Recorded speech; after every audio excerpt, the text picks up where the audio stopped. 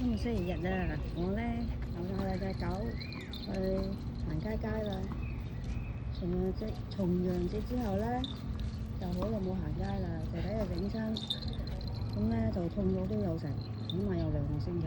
其實而家都完全好翻晒。個脊椎咧就始終係跳得多咧，唔對嗰個脊椎都唔係咁好。細嗰隻咧都唔可以跳咁多，跳得多咧就輕輕咧就有假。咁咧又唔可以唔帶落街嘅，咁你又俾佢自由咯，俾佢哋 relax 下咯。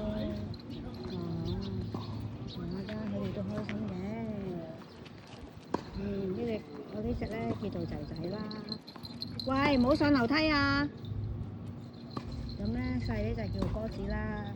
我養啲波子咧應該都有8年咯，係咪咧？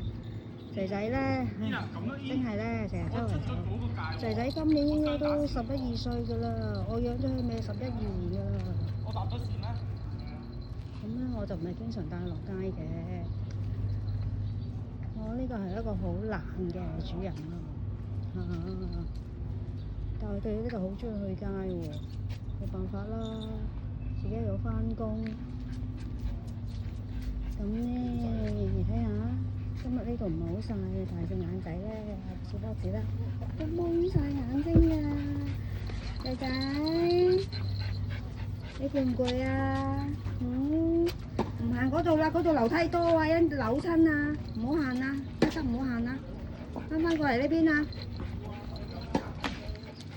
仔仔，乖仔啦，今日咪涼爽咧，夏天又熱到趴喺度唔願行。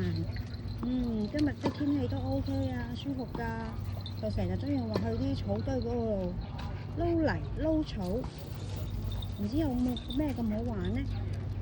係咪舒服啲嘅咧？行喺草地嗰度，睇下佢哋好開心啊！好耐冇行街啦，重陽節到而家好自由。而家啫喎，返屋企就冇呢個自由㗎啦，淨係踎喺屋企㗎咋。喂，唔好上樓梯，陣整親。